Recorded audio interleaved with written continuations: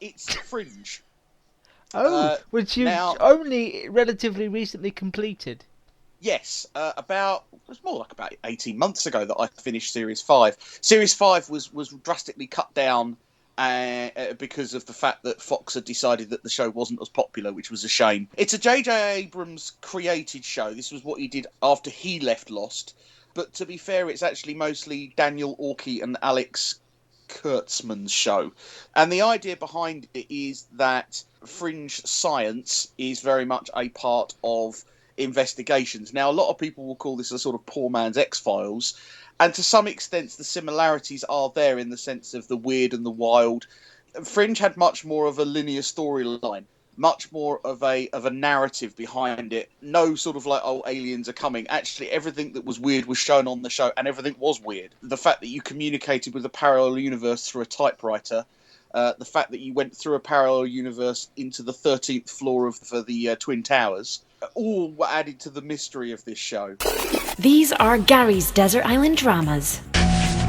When did these episodes start? How did they feel? First was Susan Pratt's body, then it was in Burroughs' office, the other on the street. The same people, the same places, but bleak. The city was on fire. There's another possibility.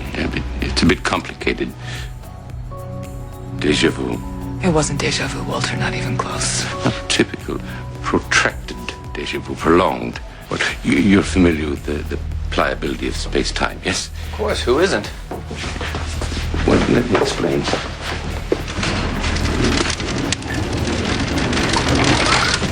Most of us experience life as a linear progression. It's like this.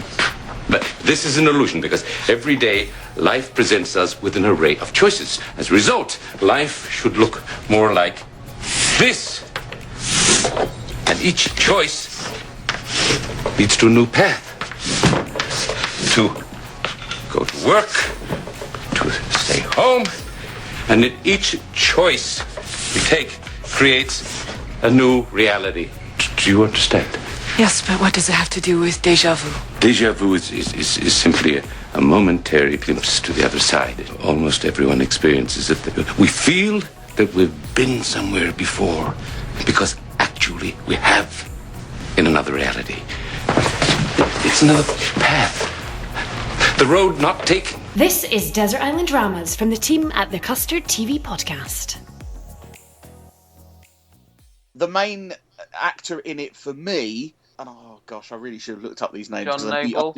Thank you very much. He played... That's also why Matt's here. That's also why Matt's here, yes. Basically, he is the Fringe. You know, he is the guy that for years has been working on using LSD drugs and things like that to recall people's memories. All the kind of fringe science things, you know, using animals to help with memory remembrance and, you know, Also going Bishop. into trances, yeah.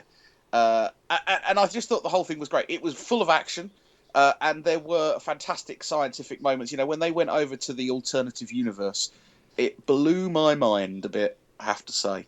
I'm a good lover of science fiction, and this was a good one.